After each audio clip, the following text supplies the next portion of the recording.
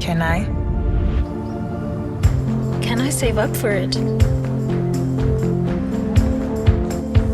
Can I move in? Can I move on?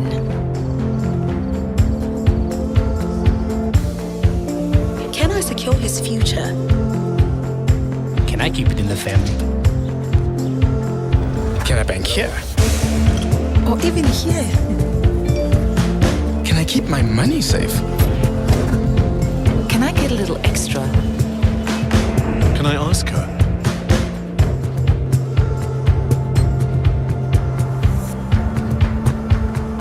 Can I manage one? What about two? Can I go back to school? With ABSA, I can. I can. I can. I can. I can. I can. I can. I can. I can. I can. We do more so you can. That's Africanacity.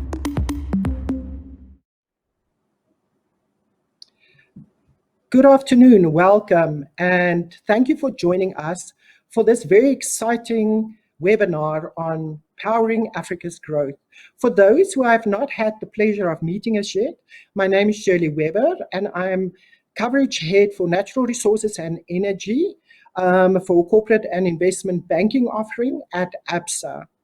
Africa will really contribute significantly to meeting the growing demands for the gas in the world's global energy mix. And what we need to do as Africa, we need to look out, we need to enhance, and obviously build on investments into Africa, because that's our continent. However, what happened 2020? COVID-19 has accelerated the energy transition phase that has always been out there. It has dramatically increased stakeholder as well as regulatory pressure for the entire world to look at more alternative energy sources. And that would include natural gas, renewable energy like wind and solar, and thereby reducing the continent's dependence on traditionally coal-fired power plants. We have an exciting lineup of industry experts that is very willing to take your questions closer to the end of the webinar. However, send it through as we continue with the discussion, and we will address that at the end. Without further ado, let's introduce the panel, and let's start with Guillaume Giviger from Vitol, investment manager, and obviously Vitol being a large energy and commodity company. We're also joined by Norman Moyo. He's the CEO of EcoNet Energy. And the background of Norman is really a little bit of everything. He was a banker, information and communication technology expert, and now distributing energy solutions across Africa. We have Hein Reinecke, again, very experienced in the renewable energy space, and he's really looking after Africa's GM and for mainstream renewable power. We also have two of my colleagues joining, Tiens Ehlers, who is head of resource and project finance, as well as Camillo Atampugre, who is part of the natural resources and energy team sitting for us in London. I think without wasting any time, let's immediately start with a few questions. And Guillaume, if I can make a statement to the topic that we actually have at hand.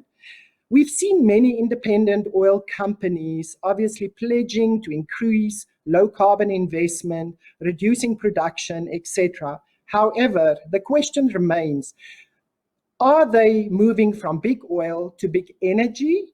And we've seen Wood Mackenzie as well, obviously make a few references to those as well. How is Vitol, for example, and other large corporates diversifying to cleaner energy? Yeah, the transition is already happening, Shirley. Clear the big oil has done it, has started probably 5 or 6 years ago, I would say. If you at the volume of capex that dedicated to green energy, it's actually very large, especially if you split that capex between discretionary and non-discretionary. So what they need to maintain the reserve base and the production versus what they can choose to invest. And then on what they choose to invest, green is actually very large.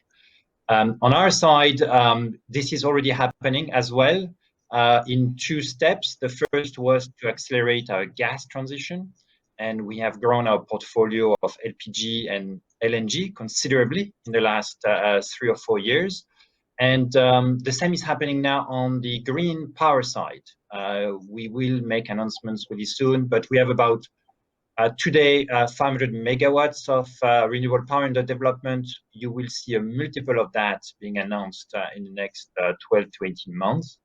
And we're touching on many different types of energies, from wind, solar, battery investments, mobility, biogas, etc., etc.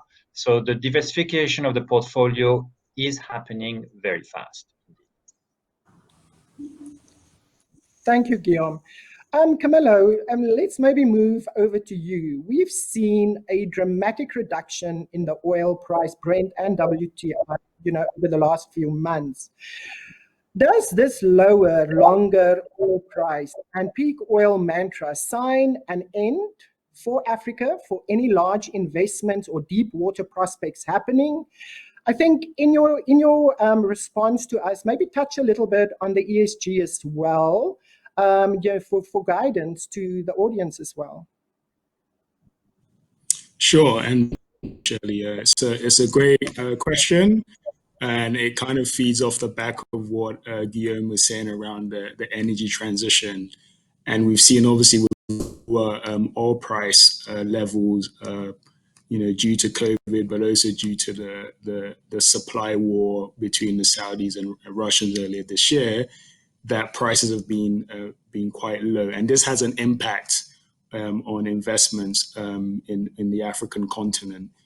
So what we're seeing is that with the low oil price, a number of deep water projects, which tend to be higher cost in terms of the complexity of the projects, but also in terms of the capabilities required to deliver these projects, are being threatened.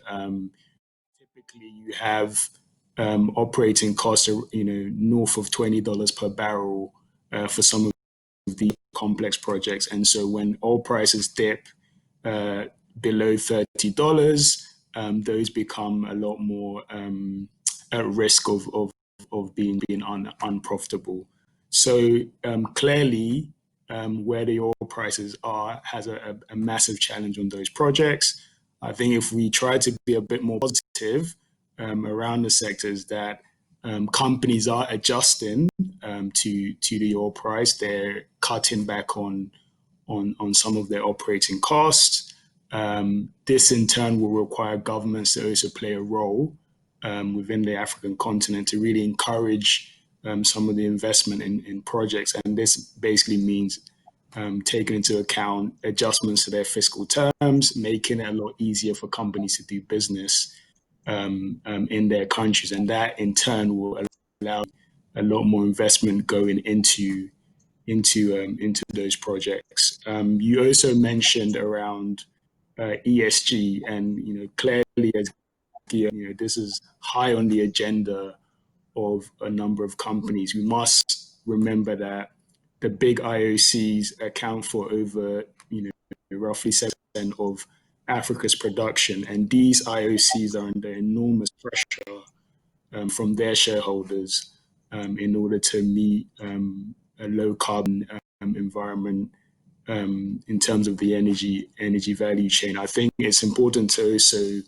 differentiate that within the energy transition, that it's happening and it's gathering momentum.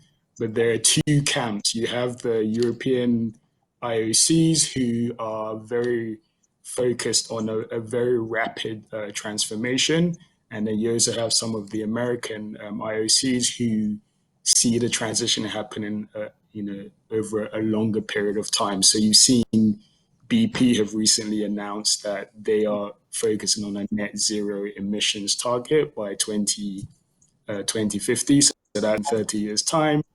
you see the other European majors have come out with targets in terms of how they're going to push into renewables. So the ESG agenda is to stay, and I think from an African context, given how dominant the IOCs are on the continent, if they start making reductions in their investments in oil-focused projects, then that would definitely have an impact on Africa's production, which in turn has an impact on revenues which governments receive from tax. No, thank you, Camilla. Guillaume, if we can maybe just return back to you, being a very large global trader and Africa being a net importer of petroleum products, what is your view as well on Africa's long-term oil demand, as well as maybe touching on some of the refineries now that's coming up in certain countries that's oil rich, for example, Dangote in Nigeria, for example. But what is your view on that long-term oil demand into Africa? Yeah, we see continued demand growth in Africa. The demand for oil for to go into transportation will continue to grow. It's probably going to be one of the largest growth regions for oil, starting from a modest base, to be fair, compared to other continents, but it will continue to grow and much faster than the rest of the world. That's our view. We also see gas growing as potentially a stepping stone to renewables, but especially to combat deforestation in a number of countries. So liquefied petroleum gases to go into cooking, to displace biomass and charcoal as a major growing block as well. On the supply side, yes, we're seeing new refining capacity. It's the first time the capacity, since say the late 60s, 70s. The Dangote refinery will come online. I think it will be a little bit later than originally planned. We're looking at possibly 2022 or a little bit later, and that will considerably shift the supply-demand balance of the continent. Trade flows will be, turned upside down. For most products, the Dangote refinery will be able to supply all of the western facade of the continent. So we're seeing a major change in trade flows, major change in the cost of the products as well. So it's a very exciting change, I would say. For the first time, Africa will rebalance its supply demand for petroleum products. Local cruise as well, right? So, a tidal wave. That's how we would define that. This is really a big change for the continent. Thanks, Guillaume. Camilla, if we can maybe combine two statements in one. Clearly, we need the investments into Africa, but we've also seen independent oil companies obviously exiting some African countries, etc. And then obviously assets being sold and taken up, either by a few other tier 2 companies or local entities. How do you see it also play out, if you don't mind answering that?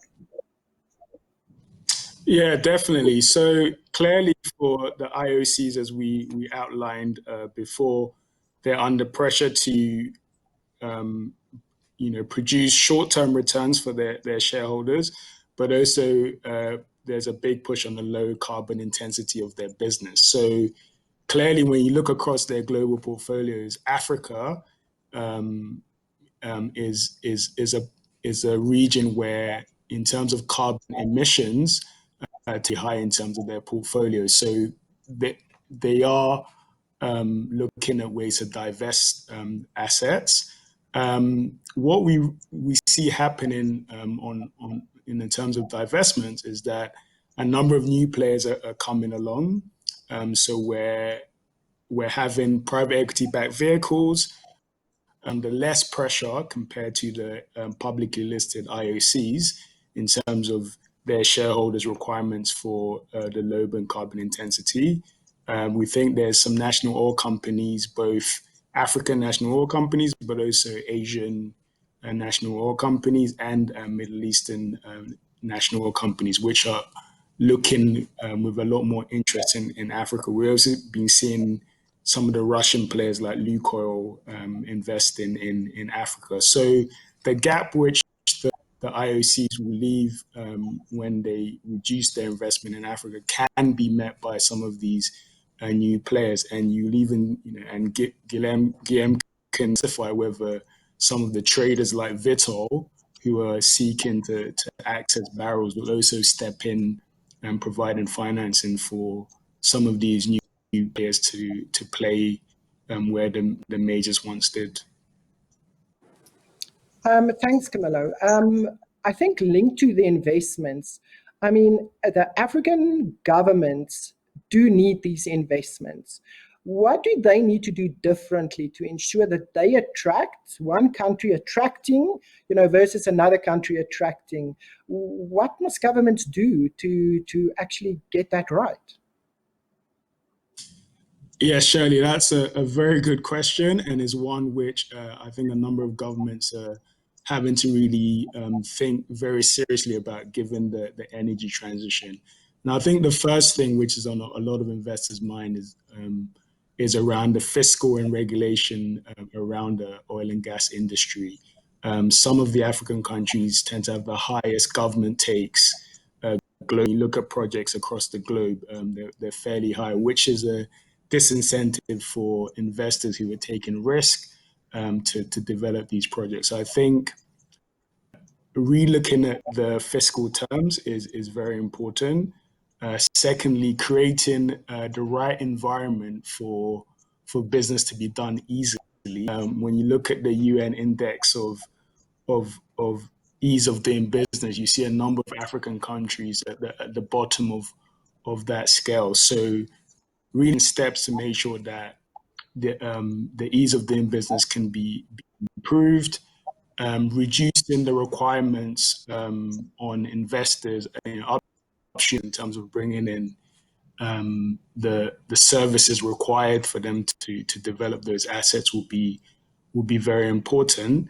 And I think one item which is often not really focused on is also the government creating a domestic or local market for gas products. And this could mean, facilitating for infrastructure to be developed so that you can develop a gas to power market, ensuring that, further downstream there's deregulation of the markets to ensure that investors can come in and are able to basically price their product based on supply demand rather on government dictates in terms of where gasoline prices are. So look, there's a clear opportunity for African governments to act, and I think the urgency of the energy transition will really focus attention, and we're seeing that in countries like Angola, which are reforming their fiscal terms to attract further investment, and we expect this to continue. Okay, thanks, Camillo. And I think, Tiens, if we look at the transition and the transition, to other types of energy or sources of energy, we've seen that Africa obviously lacks reliable and affordable energy. What role do you think gas can play in this? I think touch a little bit on all the LNG developments that we've seen. And again, will the energy transition actually take away from gas, or is there a place for everything in Africa? Thanks, Shirley. I think one of the really good developments we've seen over the last decade is really the access which African markets now have to gas. There's been a few fairly material LNG projects which are now in construction and which have come on stream, which basically means gas can now be supplied on a more competitive basis into these markets. Now, what does that mean for power generation? Obviously, with gas potentially still playing a big role, the cost of fuel is a big piece of your overall cost of electricity. Now, how does that fit in with the entire renewable energy agenda, and how will gas basically play a role? Quite simply, if you look at both solar and wind technologies, we all know that if the sun doesn't shine, the solar plant is not working. Similarly, if the wind doesn't blow, you've got a problem with supply of wind power into the grid. Now, this is exactly where gas can play a big role. Unlike coal, for example, where the plants have to be run basically 24/7, providing baseload power, with a gas plant, you can actually fill those gaps much more easily because the plants are much more flexible from a dispatch perspective to fill the gaps left by renewable technologies. So our take on this is really that the two sources are really very complementary. You cannot run a country's power requirements on renewable energy alone. You do need a good mix, and gas basically provides that mix. So from that perspective, we do expect gas to continue to play a big role.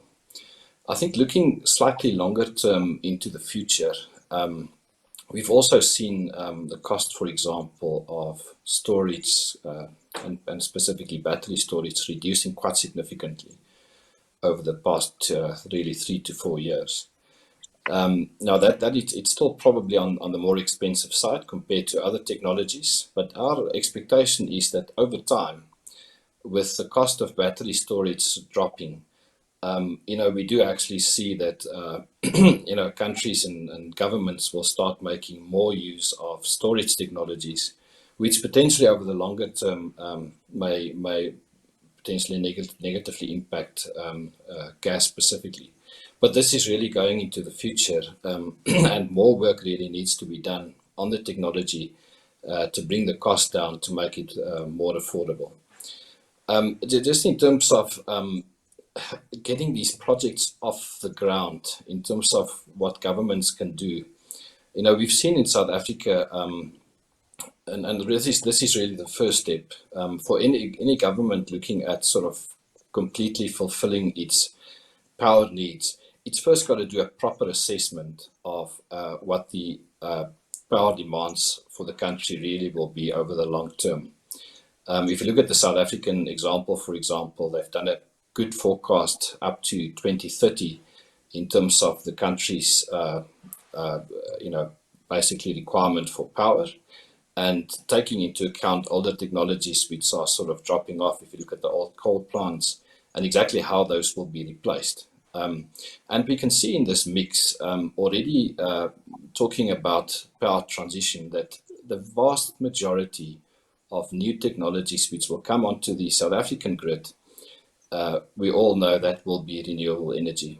And the other piece which is also going to be filling this gap is also gas. I mean, within the very significant, probably 15 gigawatt plus program, if you look forward to sort of 2030, which will come on stream, there's also a good allocation for gas to fill the gaps.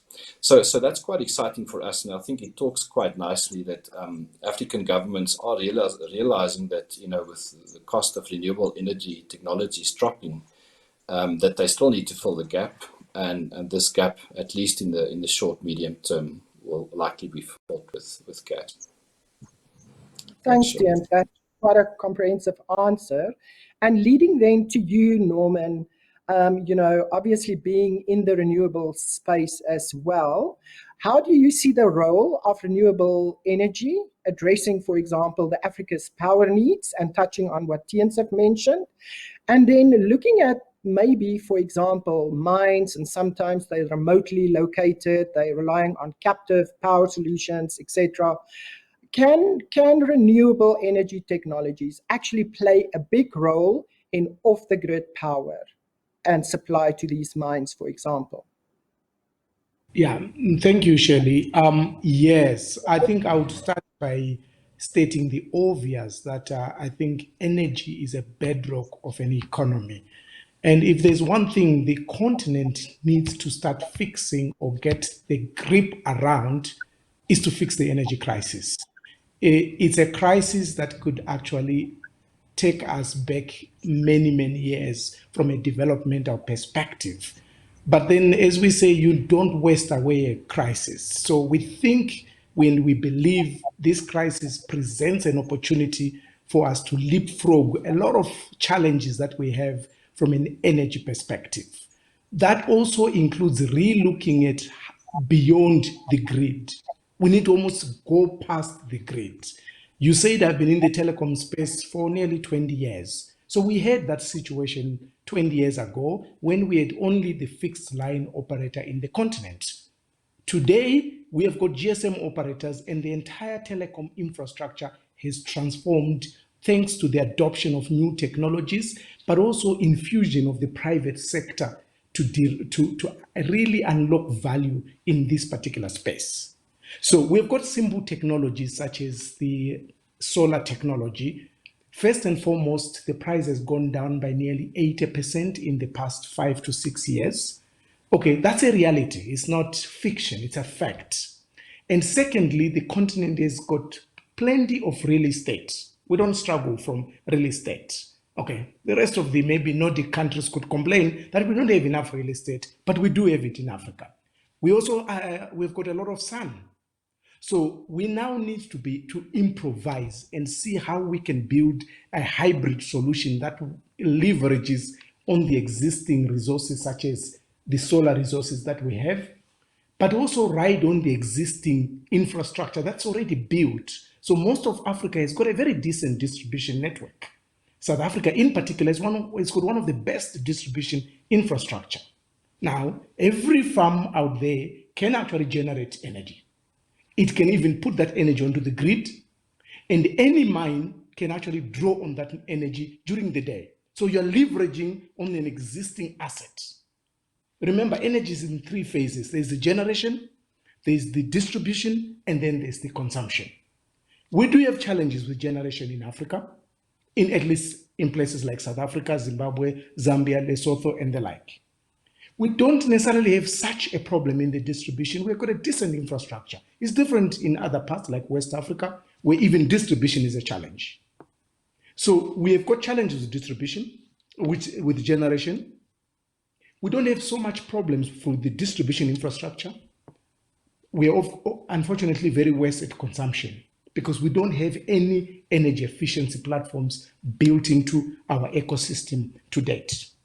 So those are some of the challenges we have from an energy perspective. And yet the renewable energy space, whether it's solar, whether it's lithium technologies, whether it's wind, and I like the angle on gas, allows us to build a hybrid technology or a hybrid solution that is fit for Africa. We have to also adapt. There are certain technologies that are very hip and cool in the Western world, but you've got to have to adapt certain technologies to speak to the African continent and the African problem. So you asked about mines. Every mine today is able to generate anything up to 20 to 50 megawatts on site using solar, which can help them carry most of their load during the day. And at night, they can default to the grid.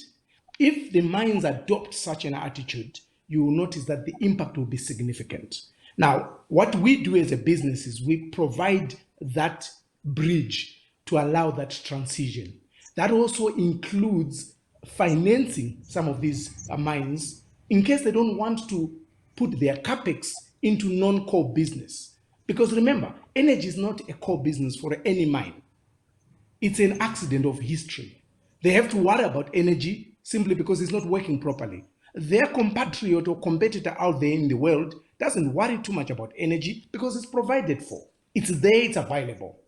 So we are also trying to say to mines, let's work together and figure out how we can build solar farms next to you and transition that into a hybrid solution that can work for you. No, thanks, Norman. That was quite insightful. And clearly, Africa is a place where mining and metals, where it's all happening, as well as obviously oil and gas. So I think we're on the right continent. Moving over to Hein, to your side, clearly there's a lot of renewable technologies. I think if you don't mind elaborating, what is actually more suitable and applicable to Africa, also knowing that some of these technologies, can't form part of the base load, of the various countries, and what then is the alternatives that we can actually put in place, to make that up? Thanks, Shirley. Good afternoon, everyone. I'll pick up from Norman to state that Africa as a continent has got vast opportunities in terms of renewable energy. And I don't think African countries must choose specific technologies to back. We should use all available opportunities to generate renewable energy on a continent. Wind and solar at this stage is going to be the cheapest option into the future. But we shouldn't forget technologies like biomass, hydro, and the likes as well. I do believe in terms of renewable energy, big utility scale projects on a continent is a challenge. We've only got 11 countries on a continent that's got more than 3 gigawatts of installed capacity, and only 4 of those 11 has got more than 10 gigawatts of installed capacity. So I do see the future moving much more towards distributed, smaller solar generation technologies. And what we also pick up is that storage, as the way Tiens has put it down previous as well. We see storage technologies at the cusp now, same as PV technologies in early 2011, 2010, where the double of insulation in the market would probably half the price. So we expect storage technologies to be very competitive in the next 3 to 5 years compared to other technologies in the market. I don't specifically like the term baseload. Baseload is a limitation from the coal industry where they need a certain amount of minimum capacity to operate. That's old thinking. Future thinking is all about diversity of supply, managing your grid systems in a very proactive, effective way. And I do see that renewable supply, together with storage, together with other existing thermal and future thermal plants, will play a big role in Africa going forward. No, that makes good sense. So diversifying what you've and Tiens have mentioned, for example, and Guillaume, you've mentioned it as well. There's going to be a number of alternative energy sources that will be used in various countries. Hein, going back to you again, we've seen that many of Africa's utility companies, they're really undergoing a bit of strain. Clearly, apart from COVID and payments not necessarily happening right through to them because of the impact of the pandemic, we've definitely noticed as well that there's an issue on the USD-based tariffs and the FX that's happening with that. What do you think? How should this be addressed in order to obviously mitigate the risk? Are there specific structures that can be built, just to assist our utilities on the African continent as well? I don't think there's a specific silver bullet. I'm not aware of one at this moment in time. It is a challenging problem for a lot of markets across the continent. And I think there's different solutions for each and every market in terms of how to address that. Opportunity for utilities in Africa is to understand that when you increase the renewable generation capacity on your grid, you actually are already hedging your FX risks, because there's no fuel payments for renewable energy. The fuel is for free unless you talk about biomass technologies. So immediately you reduce the risk for foreign long-term FX exposure. You don't have to pay for the sun. You don't have to pay for the wind. So that's one key opportunity. The other opportunity, we all know that wind and solar for the future is going to be the most cost-effective and competitive generation technology on the continent. So use that, to reduce the overall cost of generation on the system, and to be able to extract more distribution revenues from the system to put utilities in a better financial footing. Okay, no, thanks, Hein. It makes complete sense that again that there is going to be a mix depending on the investments that's being allowed into Africa. Tiens, if you don't mind summarizing just the costing of new power generation via renewables versus the costing of fossil fuel energy, just the view on how you see that and how some of the charges have dramatically reduced over the number of years. Thanks, Shirley. Now, Han will probably watch this quite carefully. I will, rather than talk about the sort of capital cost, let's get down to what it actually costs the consumer. And maybe just to use a couple of examples. If you look at, for example, solar power, and going back to the South African own example, where we've had basically 4 rounds of renewable energy procured in the country.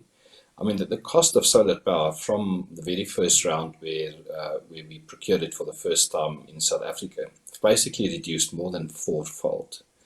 I mean, today, if you look at, and this is what we expect for sort of future procurement rounds, you can basically procure solar power for less than 60 South African cents a kilowatt hour.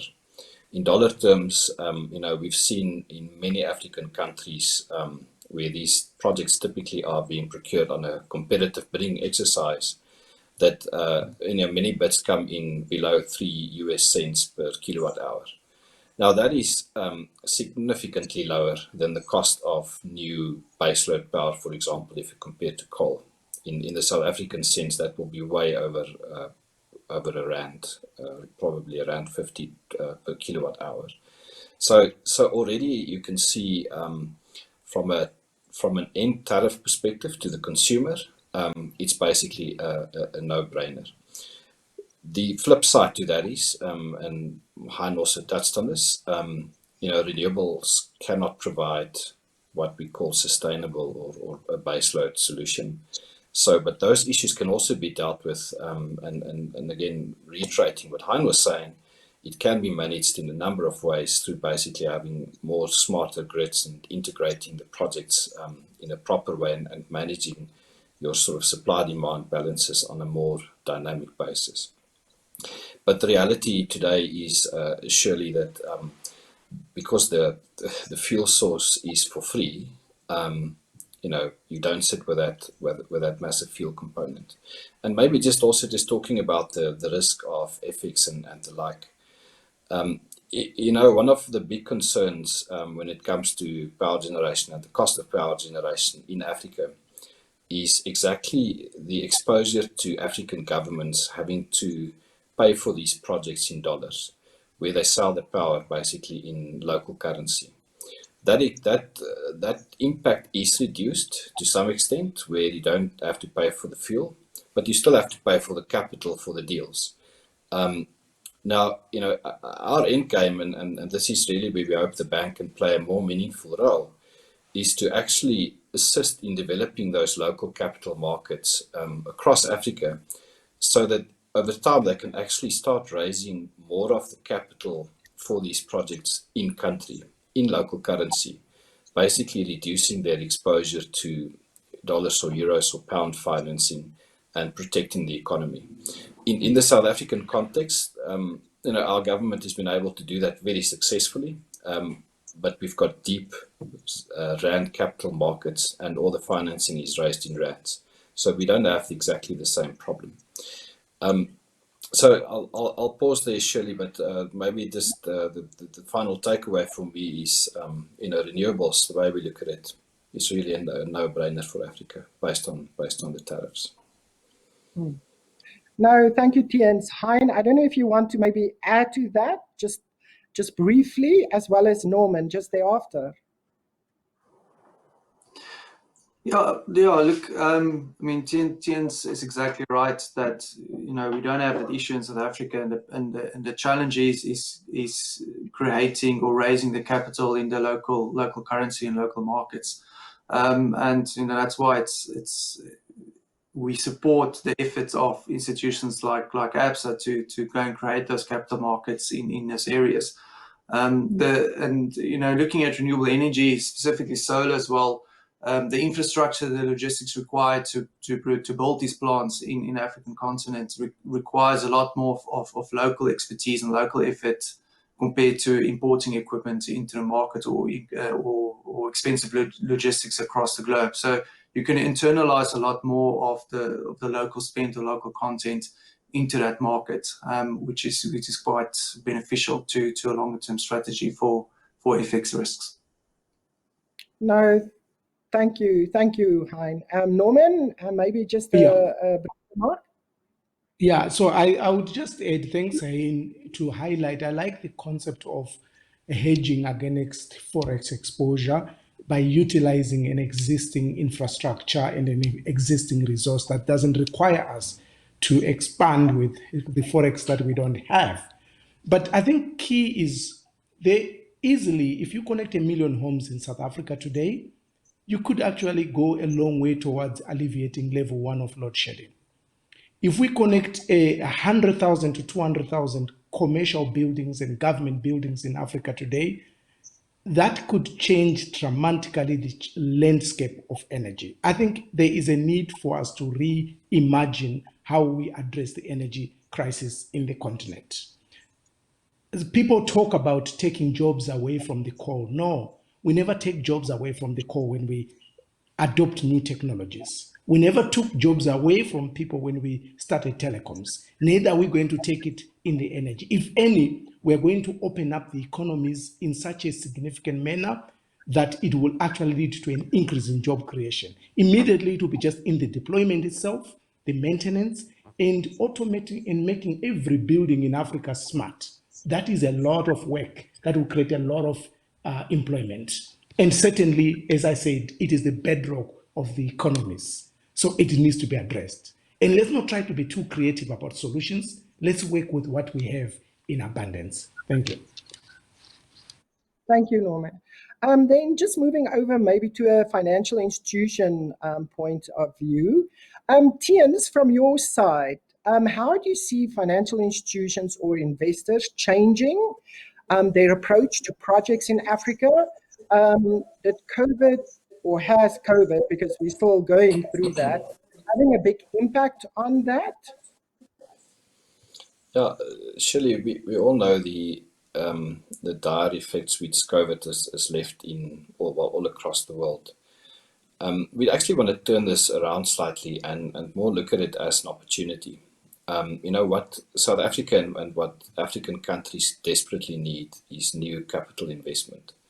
We know that, and this is not just true in power, it's also true in infrastructure, that the gap between what is needed and what's actually on the ground is absolutely enormous, and it's growing every year. So the way we look at it, that I think COVID has almost forced governments, and the South African government is again a good example, to actually get into action, to get these infrastructure and power projects which have been lying dormant, to kickstart them again, and using that as a mechanism to basically get the economy back on track. The reality is we sit with, across Africa, but even more so in South Africa, massive, sort of job losses which we've experienced, especially during this period. Our construction firms are struggling. All across the entertainment world, the guys are struggling. One way to get people back to work is to actually get these projects into the formal procurement stages and get the guys back to work and to building this beautiful country of ours. So whilst I think the impacts will be felt for some time to come, we should actually use this as an opportunity to actually rebuild and address the dire needs which we still have across the power and infrastructure spaces in Africa. Thank you, Tiens.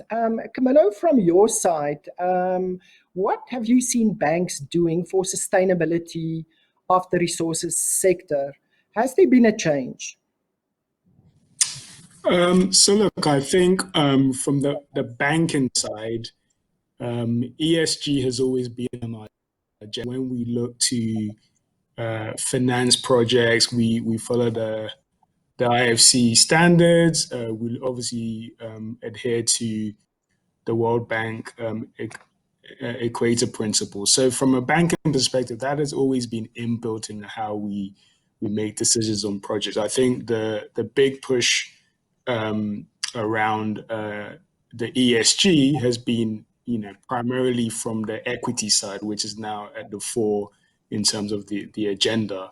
But from a banking perspective, it's very key that the projects that we work on have a view to reducing emissions. So you would have seen that ABSA has been fairly active and prominent on two very large LNG transactions, one in Nigeria with NLNG Train 7 and also the Mozambique LNG. So on the Nigeria deal, one of the key selling aspects for the bank is that that project is basically taking a portion of gas of being flared, right, which is extremely bad for the environment, and it is allowing that gas to be monetized for the benefit of obviously the sponsors and the country. But also the added benefit is that gas will go into power generation in places like Asia, where traditionally coal would have been as the input into that power generation. So I think from the banking perspective, we maintain our very high standards in terms of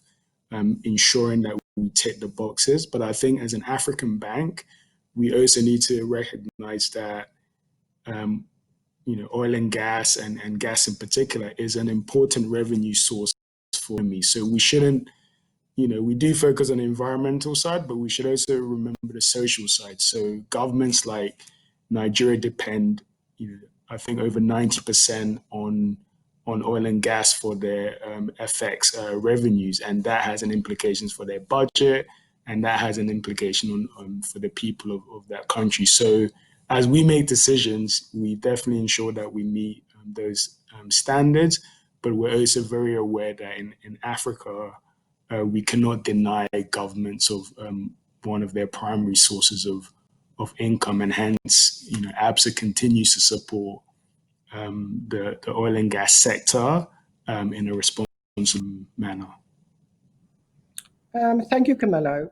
That brings to the end our formal, webinar. There's a few questions that's been coming through, so I'm going to direct it to who I think is most suitable to answer the question.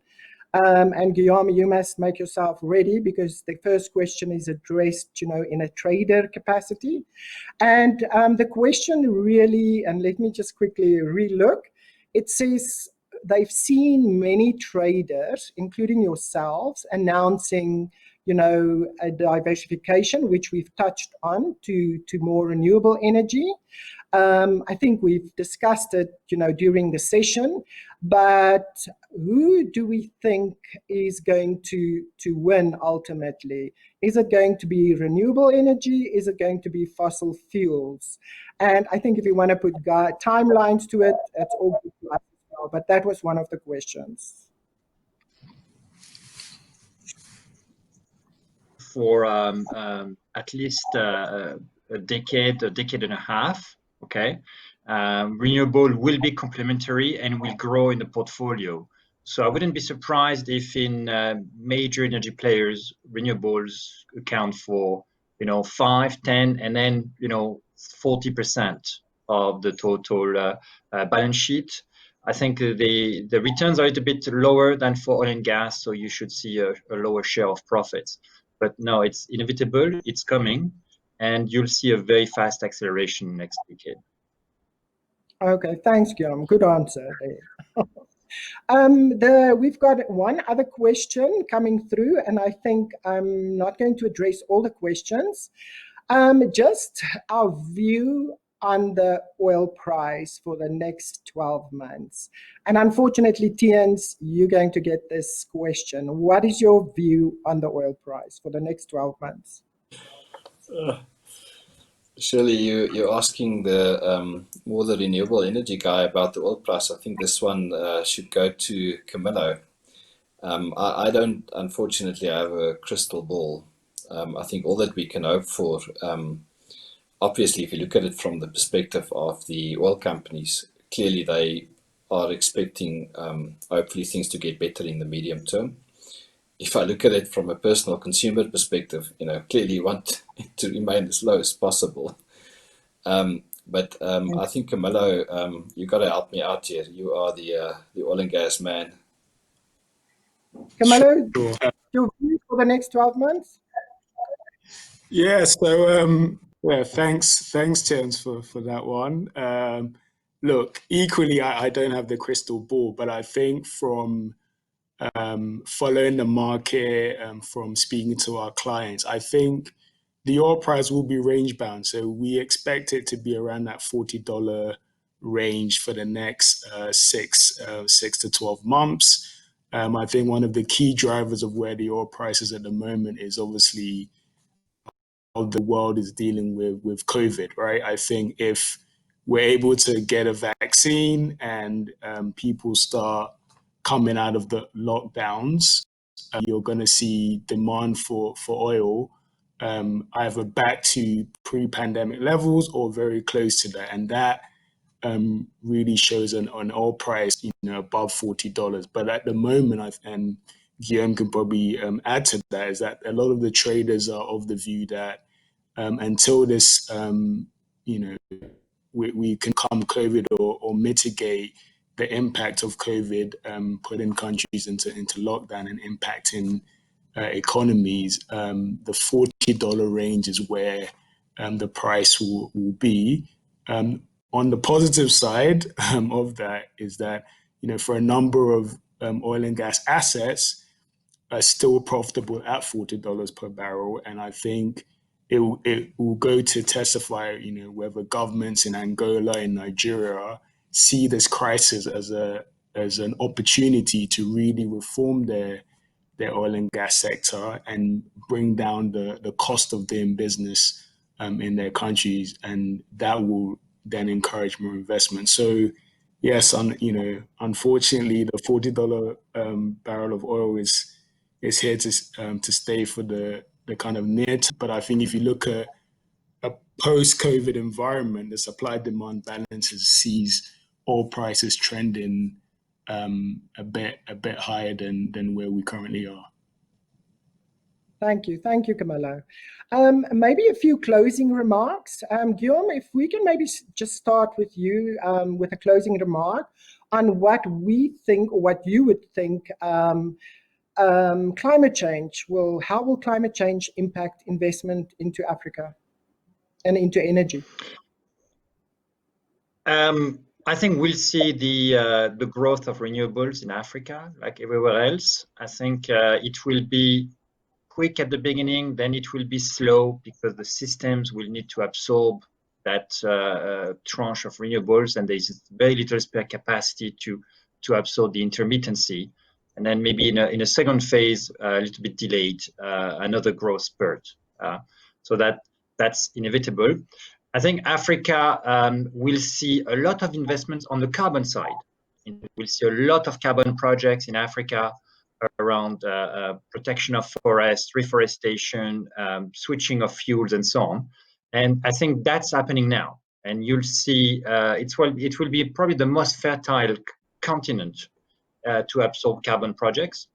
And with the co-benefits, development aspects of it, which are extremely valuable as well. So that's going to be the immediate impact. I think on the fossil fuel production, I completely agree with the other panelists here. I think the muted price will slow down investment. And once COVID is solved, and it's around the corner, right? It's 6, 12 months, 18 months out, then we'll be in a tight spot. I think demand will pick up quickly and supply will struggle to keep pace, and we should see a surge in the oil price. So Africa will have another card to play, in 2 to 3 years in that space. So we see multiple opportunities around climate change for the African continent, multiple threats as well, in fairness. All the cities, the coastal cities, and most of the population in Africa is concentrated in coastal cities. Something like 80% of the large urban areas that are most at threat with global warming are located in Africa. So it's a real issue. but on the investment side and development side, we see extraordinary set of opportunities. Thank you, Guillaume. Hein, if we can maybe just move to you for closing remarks. Thanks, Shirley. Look, I agree with Guillaume that global investment will be fast-tracked. We already see it into renewable space with relation to climate change. So, and I think that's a unique opportunity for Africa, is that we've got the resources, we've got the people, we've got the real estate, we've got the skills, we've got the needs. So Africa must work very hard to channel that global investment, which is going to be easy capital that's going to come with maybe less strings attached than usual to combat climate change. And that's a unique opportunity for the continent. Thank you, Hein. And Norman, closing remark from you. Yeah, I would say I think the climate effect and the demand for energy security in the continent is going to create what I consider a seismic change in the next 5 years. Energy is not a place where we are all going to be freestyling and second-guessing each other. We do need the power, or else the economies will collapse. So I think everyone from the corporates to homes to governments are going to rethink and repurpose and focus on changing the whole energy space. So for me, I expect a significant improvement in distributed energy in particular, where people are beginning to do this far away from relying on the grid utility companies. They've tried for the last 50 years to 100 years. They haven't gotten it right. Maybe it's time to do something different. Thank you. Thank you, Norman. That brings us to the end of our webinar. I just want to thank Hein, Norman, Guillaume for joining us, Tiens, Camilla, and I being the colleagues on the APSA side. And it was a wonderful discussion on how we're going to power Africa's growth going forward. Thank you to everyone in Africa listening to us. The webinar will also be available as a link, and it will be shared as soon as you will see the APSA screens appearing. Thank you again, everyone.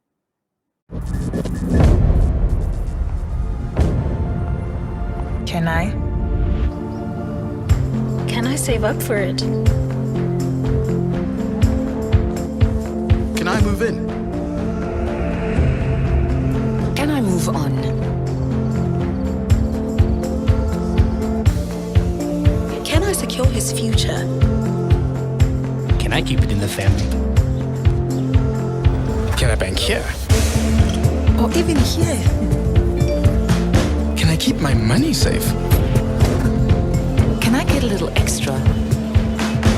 Can I ask her?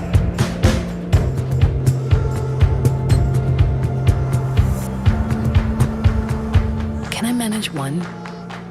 What about two? Can I go back to school? With APSA, I can. I can. I can. I can. I can. I can. I can. I can. I can. I can. We do more so you can. That's Africanacity.